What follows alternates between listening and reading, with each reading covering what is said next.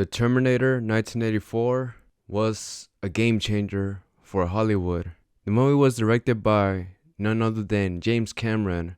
This movie was the start of something new, something science fiction mixed with horror. In today's video, I'm going to speak to you about why I believe The Terminator 1984 is a horror movie. Hello, I am Cristopher Zamora. Welcome to the channel. I talk about horror movies, horror characters, basically anything horror related. So if you guys like that, make sure to give this video a big thumbs up, subscribe to the channel, and keep watching. The story goes with a Terminator coming back to 1984 to try to find Sarah Connor. Sarah Connor is the mother of the leader who's in charge of the army in the future. His name is John Connor, and she's the one who was going to give him birth years later. The Terminator, known as the T-800 in the first movie, he was sent to kill Sarah Connor to stop John Connor from ever being born. And now, that by itself is scary because you don't know that a cybernetic system, a cyber monster that cannot be stopped at all, is coming after you. And just out of nowhere, he just starts killing people to get to you. Yeah, man. That's got to be a main reason why this movie has got to be a horror movie first instead of an action movie. I'm not saying that it's not an action movie. The genre that comes first in mind should be horror for the Terminator 1984. This movie wasn't the first Terminator movie I saw growing up. It was actually the second one. I have to say that the second one is my favorite from the series, from the original 3 movies that came out. In the Terminator 2 Judgment Day, it was also directed by James Cameron himself. I believe I do like the second one more is because it has a lot of action, and I was just a kid and I just like anything that was action based. It was just so cool just watching Arnold do his thing versus the T-1000, which was like a new type of a machine that they added for the Terminator 2. That machine cannot be destroyed as easily as the T-800 model. This model is more advanced, and it was cool to actually see them fight in the second movie. Now coming back to the Terminator 1984, the Terminator, who was played by Arnold, he was the antagonist on this one. The T-800 model was going after Sarah Connor, but we needed somebody to actually stop him. So, John Connor himself in the future, he sent Kyle Reese to go and save his mom from this monster that's trying to kill her. And since now he was sent to the past, it was time to find Sarah Connor and to save her from the T-800 model.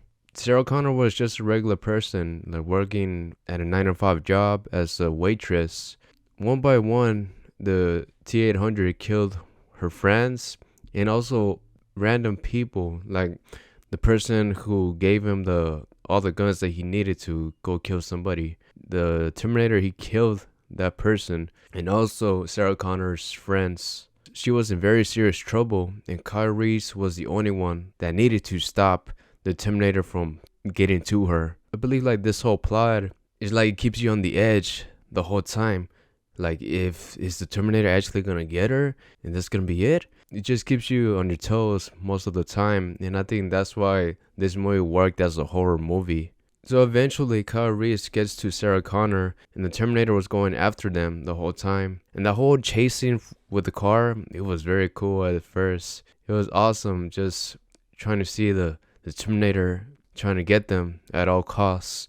Even the music as well, it just worked very well. And probably this was the first time maybe you might have just seen like a red screen indicating that was the point of view of the Terminator himself.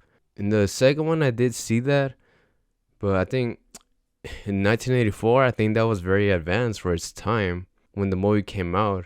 I believe so, man. And like that scene where you get to see the Terminator walking in the police department just killing everybody, I saw that part in the second movie first when it showed the photos when he actually came in and tried to kill everybody and trying to find Sarah Connor. She got to see those photos in the second movie, and Sarah Connor actually got to live that part, and that's why she was kind of traumatized around the second movie. And that's why they sent her to that psychiatric hospital. They did not believe her that there was a machine from the future coming to kill her. As time went by in the Terminator 1984, Kyle Reese did fall in love with Sarah Connor, and as you know the story goes, she became pregnant later on in the ending of the movie. And Kyle Reese did not actually make it at the ending of the movie. He was killed trying to protect Sarah from the Terminator, but she actually succeeded on killing the T-800 once and for all. She stopped him, and now it was actually time for the second movie. And that's why I believe, I think the Terminator 1984 was a game changer, because you knew that there was going to be another movie after this movie was successful. After the success of this movie, the Terminator 2 Judgment Day came in 1991. Jesus, that's over 30 years. But the Terminator 1984, that was a really long time ago, but it still holds up to this day as a horror movie first and then an action movie.